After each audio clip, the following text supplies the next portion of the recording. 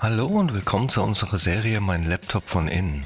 Hier möchte ich euch in einem schnellen Überblick zeigen, wie ihr den Akku tauscht und wie ihr an die wichtigsten Komponenten herankommt, wie SSD, RAM, Lüfter. Ich zeige euch dabei das Innenleben des Laptops. Ich zeige euch auch, was es an Tipps und Tricks noch gibt, was ihr vielleicht beachten müsst. Und dass es im Grunde genommen nicht so schwer ist, einen Laptop aufzuschrauben und an die einzelnen Komponenten heranzukommen. Legen wir los!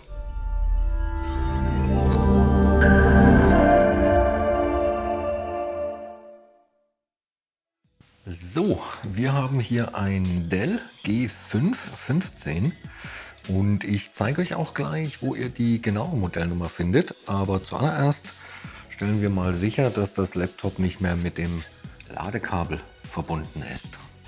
Die genaue Modellnummer finden wir hier auf der Rückseite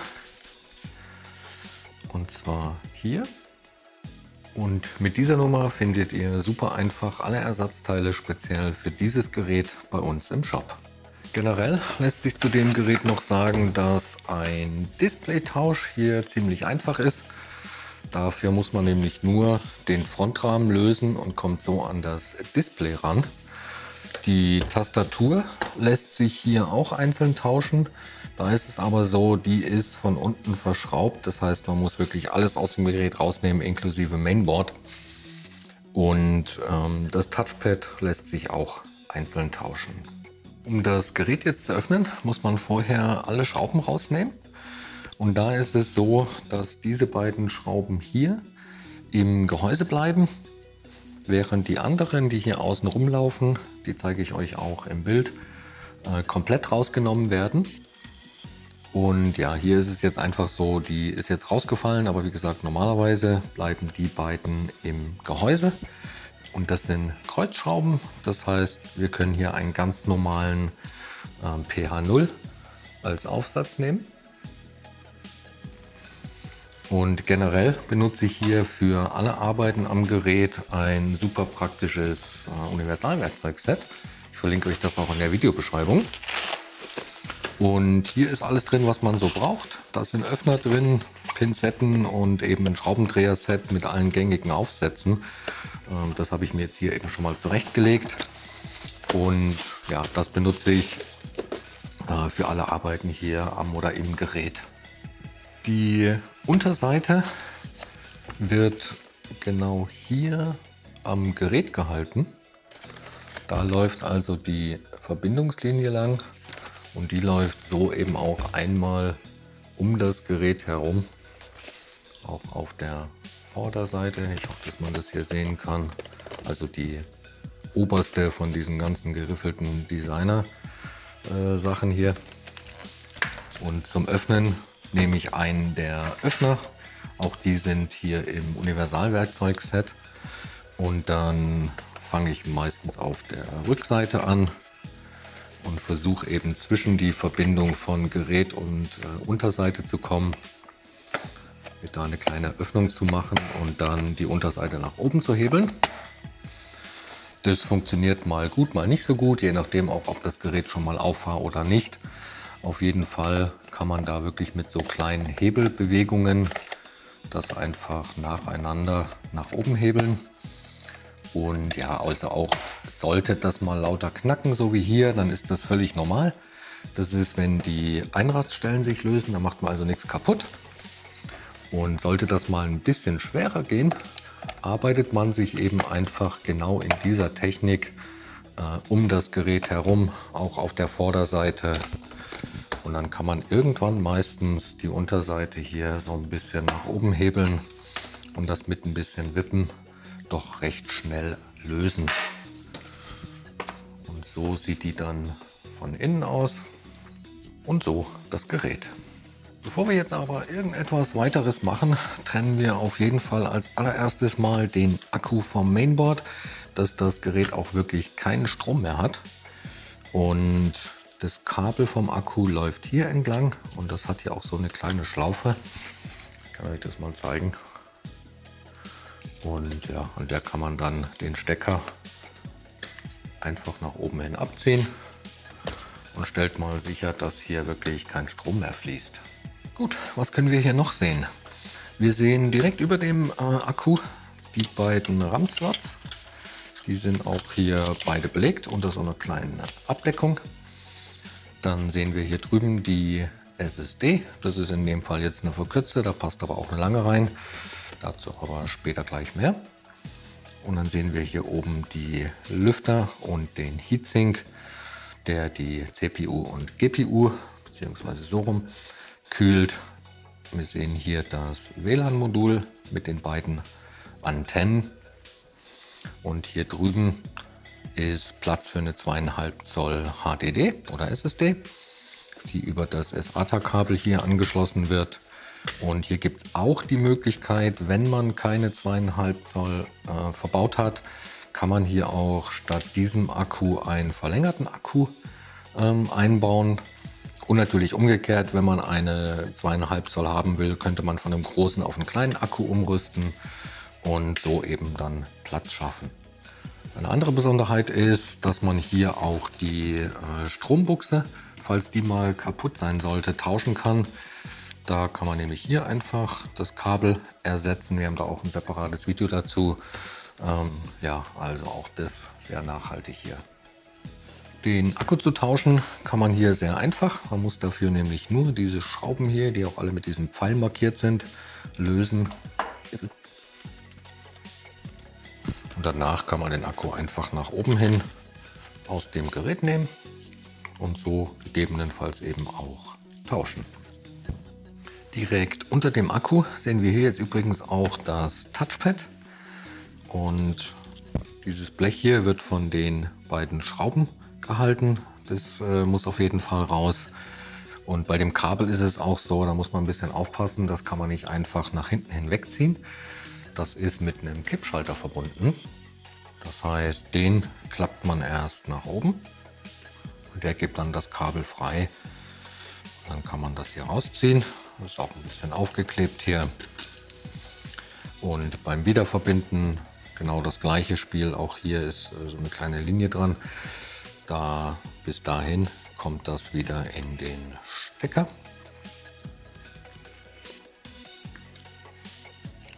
Wird er umgeklappt. Schon sitzt das wieder. Den RAM zu tauschen ist wie eigentlich bei allen Geräten super einfach. Der wird nämlich nur von zwei Klammern hier an der Seite gehalten. Die zieht man so ein bisschen nach außen. Dann springt der einem schon förmlich entgegen. Man kann den dann einfach aus dem Slot ziehen und der Einbau ist dann genauso einfach. Der kommt einfach genau so wieder zurück. Und dann wird er ein bisschen nach unten gedrückt, bis die beiden Klammern hier wieder einrasten und bei dem anderen natürlich genauso. Um die SSD zu tauschen, löst man diese beiden Schrauben hier und dann kann man die Abdeckung hier abnehmen. Da ist auch so ein kleiner Kühlstreifen drauf. Der kann manchmal ein bisschen festkleben, also nicht wundern, wenn das ein bisschen schwerer abgeht. Und dann sehen wir hier, das ist eben jetzt wie vorhin erwähnt eine verkürzte SSD. Die wird auch nur von einer Schraube gehalten. Und dann kann man die einfach aus dem Slot ziehen und durch eine neue ersetzen. Und hier ist es so, das ist eigentlich recht praktisch gemacht. Es gibt hier so einen kleinen Abstandshalter, je nachdem, ob man eine kurze oder eine lange SSD drin hat. Und ja, der wird eigentlich hier, wie man das sehen kann, von so zwei kleinen Noppen gehalten. Das heißt, da kann man das einfach ein bisschen nach unten drücken und dann nach hinten hin rausziehen.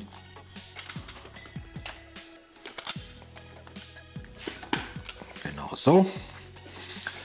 Und dann, wenn man eine lange SSD einbauen will, dreht man das einmal um 180 Grad und schiebt das dann quasi hier hinten drunter.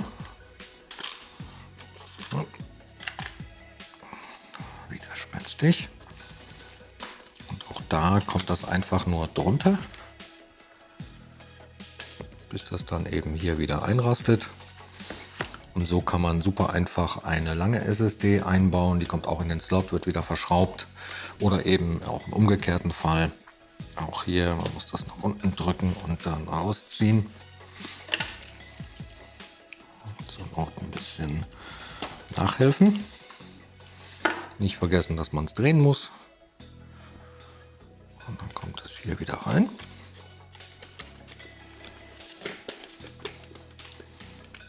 Genau. Und dann in beiden Fällen kommt die SSD einfach zurück in den Slot und wird einfach wieder verschraubt.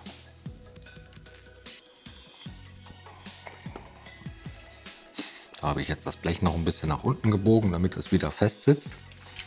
Und ganz am Ende einfach wieder die Abdeckung oben drüber. Auch die bekommt ihre 2 Schrauben. Und dann hat man das Ganze ratzfatz erledigt. Die Lüfter kann man bei dem Gerät auch einzeln tauschen. Die werden einmal von den 3 Schrauben gehalten und man sieht hier auch das Kabel. Und auf der anderen Seite, das ist eigentlich spiegelverkehrt genauso, sind das die 3 Schrauben und dieses Kabel hier. Und in beiden Fällen empfiehlt es sich, weil hier so wenig Platz für das Kabel ist, auf jeden Fall erstmal die Lüfter loszuschrauben. Dann kann man den Lüfter nämlich einfach nach oben aus dem Gehäuse nehmen und kommt dann eben so auch an das Kabel dran. Da kann man vorsichtig hier am Kabelbund das ein bisschen rausziehen. Ich persönlich würde eher an den Stecker direkt dran und den dann nach hinten hin wegziehen. Einfach weil die jetzt hier nicht wirklich so stabil aussehen. Da kann man sich so eine kleine Hilfe nehmen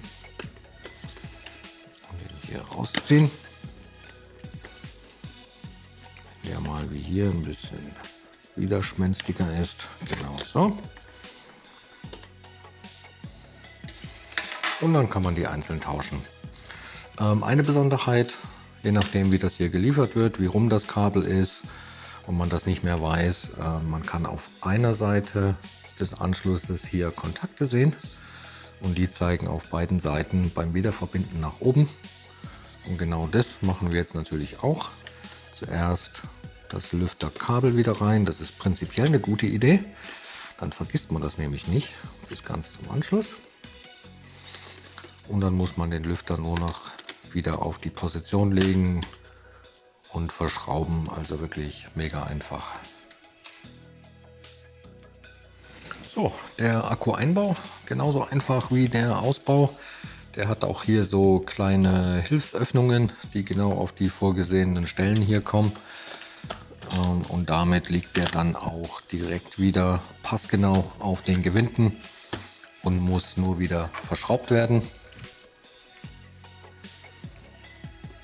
Und ganz wichtig, am Ende nicht vergessen auch das Kabel wieder zu verbinden, sonst muss man das Ganze nochmal aufmachen.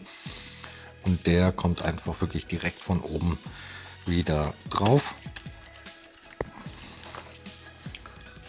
Und dann ja, kann man die Unterseite wieder verbinden. So, die Unterseite kommt jetzt einfach wieder genau oben auf das Gerät drauf und wird nach unten hin festgedrückt. Auch in der Mitte sind oft Einraststellen. Und ich gehe dann auch noch einmal um das Gerät herum. Schaut, dass da wirklich nirgendwo mehr eine Lücke zu sehen ist. Und ja, dann muss man das Gerät nur wieder verschrauben und hat das erledigt. So, ich hoffe, das Video hat euch weitergeholfen. Wenn ihr noch Fragen oder auch Anregungen habt, lasst uns gerne einen Kommentar da. Und dann wünsche ich euch viel Spaß beim Schrauben. Bis zum nächsten Mal. Ciao.